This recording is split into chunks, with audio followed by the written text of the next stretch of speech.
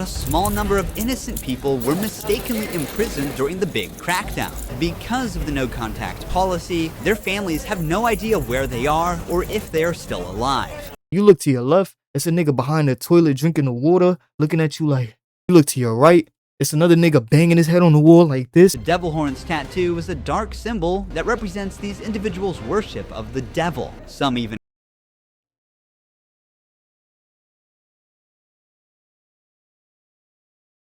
The world's highest security prison, CECOT. The most evil are kept here. There gotta be some real twisted motherfuckers in here, boy. I ain't even gonna lie. They got a nigga out front with an M14. Let's just get straight into it. I'm curious. What you see behind me is the world's strictest and largest prison. This mega prison has a capacity of 40,000.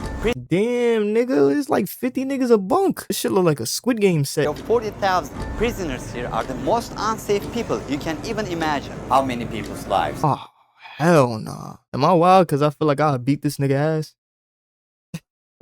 I know. Never mind. Cause that's the real spill. A nigga like this probably more dangerous than the last nigga. That's really how it be. It be them niggas you don't expect. This nigga probably fuck me up. No cap. The last nigga though, I probably duke and nuke his bitch ass. And I'm gonna call him that. You feel me? I could be disrespectful cause I'm sure they locked up for some crazy shit. It's probably like the EDPs and cereal. Yeah, you know what I mean? But actually, let me not jump the gun. These are animals. These aren't people. They're psychopaths, sociopaths, the kind of people we have here. We are about to see the worst of the worst. welcome to CECOT, the world's largest prison by capacity in El Salvador, which was constructed to imprison the highest profile criminals. Those who enter this prison are destined never to leave alive. There's no way out. How you gonna come out of this? The reason And mind you, I didn't judge him because of his tattoos on his face. Tattoos are body expression. It's art. I'm tatted the fuck up. It's what his tattoos say. It's what a person's tattoos say. So if you're in a workplace and somebody has tattoos, it does not mean that they're a thug. You're not a filthy thug just because you have tattoos, bro. My tattoos are mythology. They're based on my whole life and my purpose in life. There's nothing thuggish about that, brother. But when you got a nigga with the 666 on his head with a goat head, the horns, you might want to turn that life 360 on. gangs. Notorious. Once dominating the country, these gangs faced a dramatic crackdown starting in March 2022.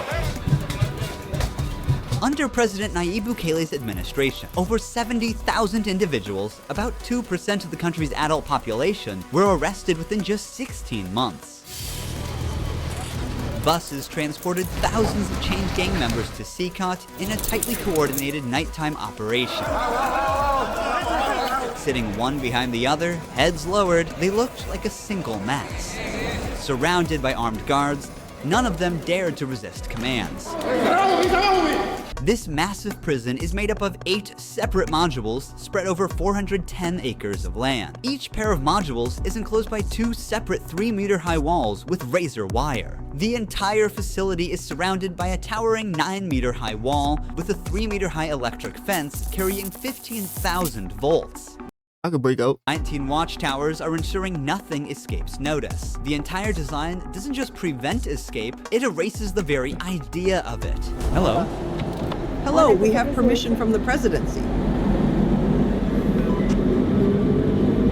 The soldiers stopped us. We're hoping this will be the last checkpoint. The jammers blocked all signals within a 2-kilometer radius of CECOT, completely cutting off all communication. Over 600 soldiers work only to secure the perimeter. We are gonna leave all of our belongings here before entering the prison. We will only carry our cameras and microphones, that's it. How the fuck did this nigga get this interview? Who is he? No nonsense. Every guard's face is covered up for their own security. And they just let this nigga in some khakis with a camera? Pass slowly. Prison. We will only carry our cameras and microphones, that's it. Pass slowly. Look at the camera. The body scan.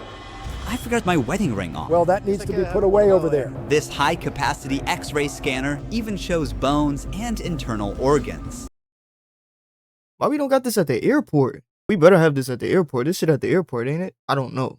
I don't know if that was a dumb question, but the fact that he's using the word even as if it's like, we even got that. Like, it's not common.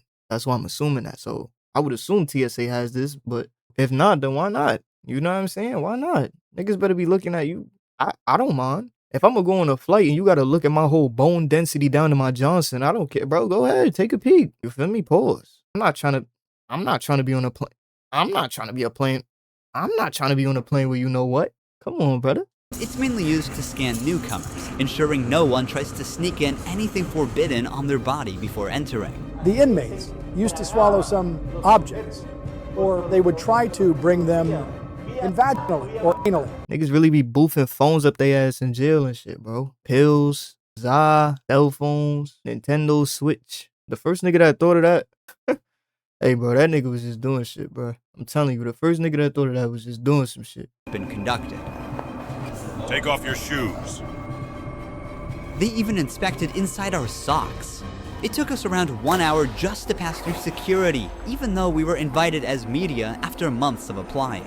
Guards are wearing masks because they're doing a risky job here. So if they get identified, it might be riskier for them to go to town centers because these gangs, they have a lot of connections. So they have to keep their identity secret. Why don't you wear a mask? I have to talk to them face to face, looking them in the eye. They already know who I am. We're in the registration room. This area is for inmates only. When a criminal is captured on the street, they don't carry ID or give their real name. That's why their fingerprints and photographs are taken here to enroll in the system. That's the same camera I'm using literally right now, you bitch ass nigga. Once they become a permanent part of CECOT, the inmates lose all contact with loved ones for the rest of their lives, as family visits are strictly forbidden. It's also important to note that a small number of innocent people were mistakenly imprisoned during the big crackdown. Because of the no-contact policy, their families have no idea where they are or if they are still alive. What? Bro, you can't just be mistakenly throwing innocent people in here, bro. Are you kidding me, bro? Bro, I would literally actually want to throw up all my intestines if I ended up in this shit and I didn't do nothing wrong, bro. You look to your left, it's a nigga behind the toilet drinking the water, looking at you like, you look to your right, it's another nigga banging his head on the wall like this. I hope it's not nobody still left in there innocent. For some, this documentary could be their first chance to see a missing loved one. Before entering the modules where the inmates are, we visit the Armory of the prison. This section is a must in case of possible riots. The type of firearm we use is a T65 rifle, similar to the M16 rifle.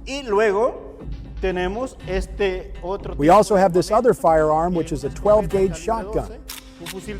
A Sig Sauer rifle allows us to maneuver in spaces that are too tight to move. Whenever criminals are arrested and dragged to the bus, various cuffs and chains are used to restrict their movements and minimize the risk of harm to officers. Has there ever been a riot? So far, there have been no escape attempts. We have the worst of the worst within criminal organizations here. The riot gear consists of a head protection, a face shield, neck protection, an anti-trauma vest, leg protectors, shin guards, and of course, a shield. CECOT was built with its own infrastructure in an isolated area, including an electrical and sewage system to prevent external interference. In case of an electricity cut or water supply issue, the cisterns and power plants will maintain operations for up to a week. Nigga, it better. You telling me like that's a surprise feature? Nigga, that shit better stay locked if the power went off. What the fuck, nigga? No duh. The power fuck around go out. You got all these Wendigos jumping over the wall and shit trying to shank you for everything. Get the fuck out of here, nigga. Excited? We're gonna be face to face with the most dangerous criminals in the world. It is pretty tense. We are entering one of the modules now. You are seeing the third and fourth modules next to each other. An offender who enters one of these buildings never exits through these doors. In a few steps, we'll be surrounded by more than 2,500 inmates. It's like stepping in the middle of controlled chaos. Notorious.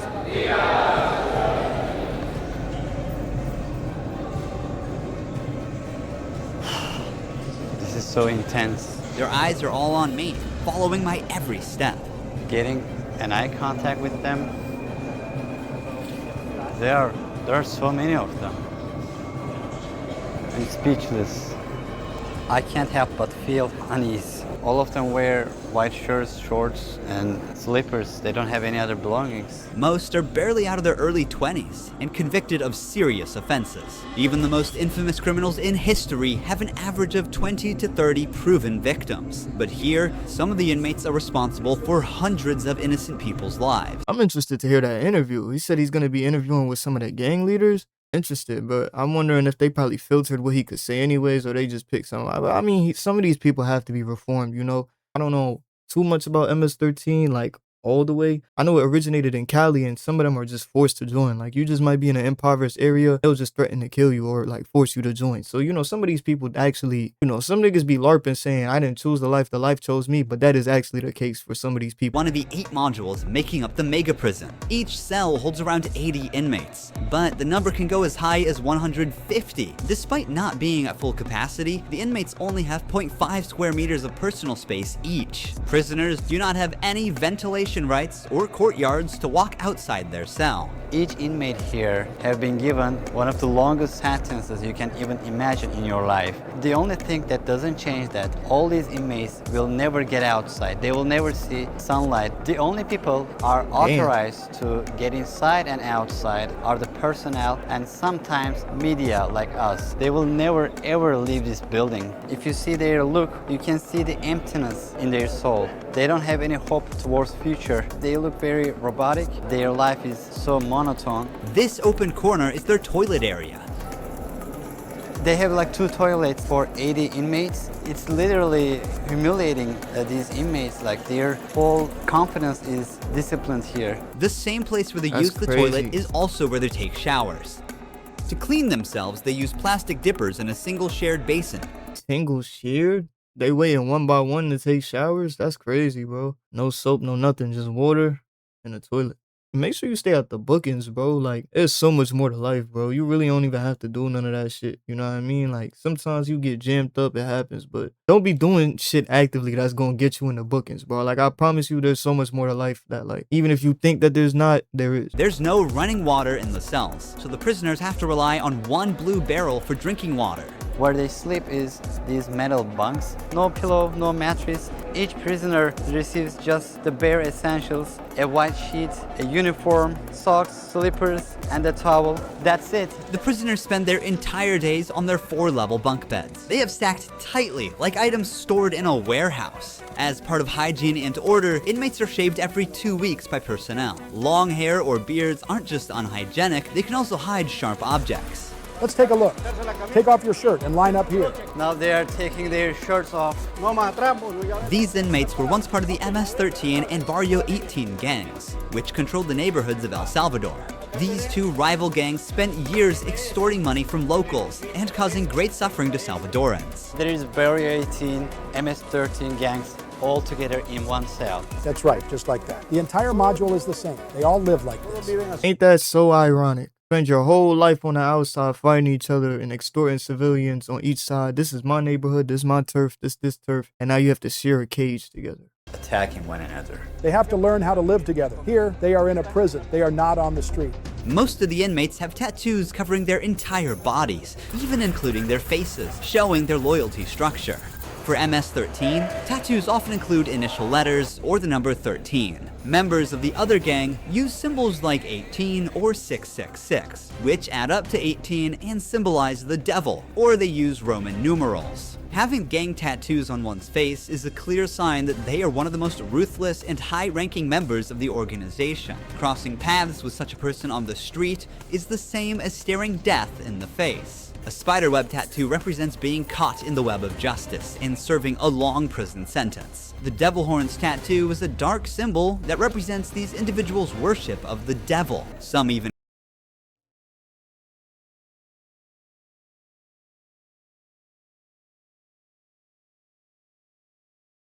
claim that they carried out their actions under the devil's command.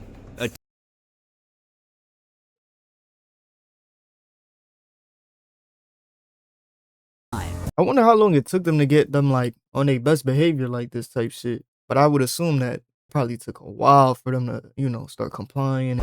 Preacher here is teaching some of the important lessons from the Bible to the inmates. They're doing physical exercise over here. There's a trainer there. This is the only time these inmates get out of their cells. These activities take place for a total of 1 hour per week, under the watch of armed guards. For the rest of the time, they are locked inside. They used to control the streets. Now, they can't even take a step with their free will. It's a rotating schedule. There's not enough space, so they can't all go out on the same day. Has there ever been a chaotic incident when the inmates were outside of their cells? So far, nothing. They wouldn't tell you that. I don't think they would tell you that even if that is or is not true. Whenever we focus the camera on a cell, we often catch a prisoner silently mouthing words. Even behind bars, gang members attempt to send orders to the outside. This prisoner was doing just that, but we censored him to block the message. These niggas is crazy, boy. I wonder what he said. It's like, bro, you really that tied to the streets, bro. Even if these orders made it through, it's crazy that knowing that he will never see sunlight again, he using his last opportunity to speak to the world in his head. And the first thing that come to his mind is, hope y'all niggas wrecking shit out there. And that's the difference between those that's forced in and those that's really just living by it. Despite the crackdown, these groups still hold significant power outside. Rumors suggest they have plans for taking revenge by targeting innocent people. But in response, the authorities threaten to impose even harsher measures on imprisoned members. If they do that, there won't even be one meal in prison. Uno. I swear to God, they won't eat a grain of rice. Let's see how long their homeboys last inside. Here they get 3 meal times: breakfast, lunch, and dinner. Breakfast is usually beans and rice. For lunch, they get white rice and pasta. And dinner. Rice and pasta for lunch? Niggas gave them 2 sides. Then again, a lot of people couldn't even eat dinner because they was exploiting them in their neighborhoods. So then again, it's like, I ain't complaining. Is pretty much the same. The only thing that changes is the drink. There's no nutritious food like chicken or meat. There's no nutrition. That's why they don't get no protein. That's crazy. These niggas are feeding them just to stay alive, not to get stronger, not exercising to build muscle, no satisfaction, no dopamine, no serotonin from working out, nothing. Literally just stay alive and reflect on your actions. That's crazy, bro. I'm not gonna lie, this is no way to live. This is why you gotta stay out of this shit. Rice, pasta, and 2 tortillas. Does the menu vary from day to day? No. Is it the same every day? It's always the same. It's for freshmen. Okay. It's a sugary drink. I'm going to taste it for myself. Inmates must eat with their hands and clean their plates before returning them. With a diet lacking in protein, many likely suffer from nutritional deficiencies. Before starting our interview with an inmate, I want to show you one more place that is even more extreme than what you've seen so far. Here we are in the isolation cell area. Oh, this is where they got the real sick, twisted niggas, boy. For you, yo, I ain't gonna lie, bro. For you to be in a cell with 83 niggas, I don't even want to know what the fuck they got cooking in Davy Jones' locker, bro. I don't even want to see the nigga. Nigga might jump through the screen, no. If inmates break a rule, they can be sent to these isolation cells according to the legislation. The law gives me the right to keep the prisoners in isolation for up to 15 days. These cells have sealed doors.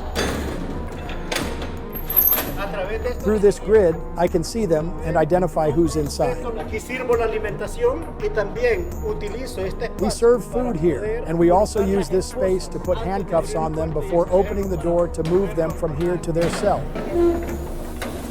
Welcome to the isolation cell. If an inmate misbehaves, this is where he ends up. He won't know the time or how much longer he'll be kept inside. For days or even weeks, he sleeps on this concrete bed without ever leaving. They are cut off from the outside world, left alone with nothing but their thoughts. This is where they supply their water. There's a water basin here. They take their water here, and this is where they pee. The basin for drinking water and the toilets are located side by side. The toilet looks recently used and dirty, suggesting that this cell has recently been used. The only light they have is this little hole that barely lets the sunshine in. This openness is also the sole source of fresh air. That's crazy. Niggas got them locked away like Tai Lung in that bitch. Low-key, I was gonna say, some of them might low-key be like, I take a day or 2 in there because they get, they get some rest without the sunlight in their face, that bright ass white LED light. But then I realized they gotta sleep on a concrete slab. The best thing you could do is just stay the fuck out of this facility, bro. Inside, you don't even see your hands. So when someone is isolated, it is necessary for them to have something, a book, anything, to keep their mind clear. But here, they don't have access to any of that. No matter how tough a criminal is, this kind of isolation breaks them. This is necessary for the type of offenders that we have here. People who once played God by deciding who would live and who wouldn't live deserve the worst punishment. We don't show them mercy. They can ask for forgiveness, and may God forgive them. But here, justice must be served for so many victims, and it's the least they deserve. Now we're You know what's the fucked up part about it? A lot of these niggas in there is somebody you know's type and the type of nigga they like. Ain't that sad, bro? The bitch out there that is in love with a nigga, like, that's watching this video probably right now or seen the original video, not my shit, and said, I'm not gonna lie, the world is a fucked up place, man. going to interview the inmate known as Psycho. He has a 34-year criminal history and has spent the last 25 years as a high-ranking member of an organization. 10 minutes. You only have 10 minutes. 12 guards are barely enough to ensure the safety around this inmate. Remove the mask. What is your name? My name is Marvin Ernesto Medrano Vasquez. Ain't this the same nigga I said before I even saw the full video that this nigga is probably the most sick and twisted one? And they got this nigga sitting down like fucking all for one with 12 niggas around him looking like this. How old are you? I'm 41 years old. You don't look 41. You look younger, like 35. That's a good thing that you told me, because I feel old. Can I see your tattoos? I'm at 13. When did you join this crime organization? In 2004, but I started my criminal record since I was 11 years old. How did you first become involved? When somebody is born with just a mom and the mom is working, you look for the streets. You look for somebody to help you out. I said, well, my mom's poor, I need some shoes, I need some clothes, and I started robbing. Then I need a father figure because I didn't grow up with my father. And then I looked the group of gangs. Then I did a side, and I came right here to El Salvador, trying to change my life, but I seen that there were more gangs right here, and I started doing the same thing I did upstate, and I got locked up. I've always been one of them persons that wanted to accomplish the things that they put in their mind, and I accomplished everything I had to do right here. But I'm right here. This is how the devil pays the people. Bro, this shit sad as hell, bro. At the end of the day, like I said, bro, grown-ass man, bro. People been poor before. Ain't make you want to go kill nobody, though. Some people, but that's not normal. But like he said, it wasn't just like you know what I mean? Don't romanticize the situation if you're watching this. Don't see it and say, oh, I don't. Yeah, you heard him, bro. He killed the nigga, relapsed on homicide. Think about how you treat a nigga that relapsed on alcohol or serial cheating on his partner. You look at him like, ugh. This nigga said he just relapsed on murder. You do the crime, you pay the time, homie. It's unfortunate that that's the reason that he got in. Had he been in a different environment, maybe things would have been different. But I feel like me even speaking on this is very privileged because, you know, somebody could look at this and say, well, you don't live through it. Maybe if you was in that environment, you probably would have been in the same position. But at the end of the day, you could say that, and I'd probably say you're right, bro. Little boy out there that just like him, the child version of him before he started any of this, that's in El Salvador. That's probably one less nigga that's going to join this gang because all the niggas on his block that got taken up and thrown in this facility. So it is what it is. Organization, you need to end someone's life. Yeah. But the first one must be one of your relatives, right? Yeah, I knew that. These niggas, you got to kill one of your family members to get into this gang, bro. So every single person in here has killed straight Itachi'd one of they men. Itachi'd one of their own blood. How do you even pick? You got to gain territory for your gang. I lost my mom, my dad, my son, everything right here because of the gangs. When I could be with my family, hey, upstate, the United States, a better life. But, you know, we took wrong decisions, and this is the cause of this. That's why I tell the youth, hey, go to school, listen to your mom, listen to your dad. Don't live this life that we live right here. There's no way out. How many people's lives have you ended? Is it 5 or 10? How many? No, if you talk about what you used to do in the jails after, it probably get a few more than 50. You gotta do it sometimes. How did you become cold-blooded and merciless in time? I can't really respond you with that question. How do you feel about not seeing your family forever since you're in CECOT? I feel bad because I seen my son the last time when he was 5 years old, and he's 21 years old right now. I want to see him. I want to tell him, hey, don't do the same things that your dad did. look for a good life. People who have fallen victim Man, because bro, he tearing up. But at the end of the day, bro, this nigga crazy. of you will never see their loved ones again. That's why I keep saying, bro, you got to keep telling, you got to be hard. There's a lot of people that watch shit like this and then they give in to that empathy within them. You know what I mean? He tearing up, wishing that he never did it. But while he was doing that, think about all the people that was tearing up before he killed them. I think it said over 50. And that's not all gang members. Those is a lot of these people just killing innocent citizens, bro. You sitting here complaining about your 9 to 5 you don't want to do. Imagine doing a 9 to 9. You come home with a slice of bread and they only leave you with the crumbs. You will also never see your family. How do you cope with emotions like missing someone? I feel bad. Sometimes, like I tell you, I lay down on my bed and I think a lot of things, and sometimes I cry. What is your motivation to stay alive here? To one day change my life and look for God in my life, and I tell God, hey, forgive me because I did some things. Okay.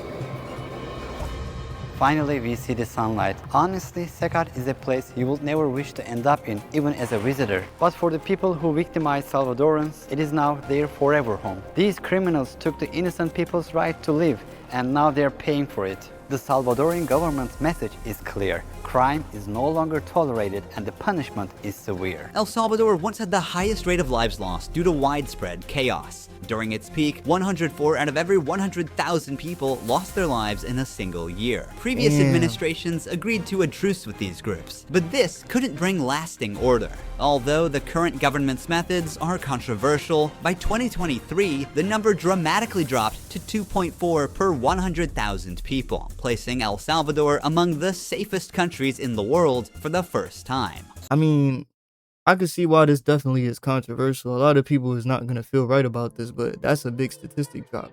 Hey, that was a good video, man. Shout out to this man for really giving us the inside scoop of what's going on in here. You know what I mean? At the end of the day, I feel like I kind of already said everything that I had to say regarding this topic. So if you enjoyed this video, make sure you like, comment, subscribe. Let me know what you want me to watch for the next one. And until then, thank you for watching.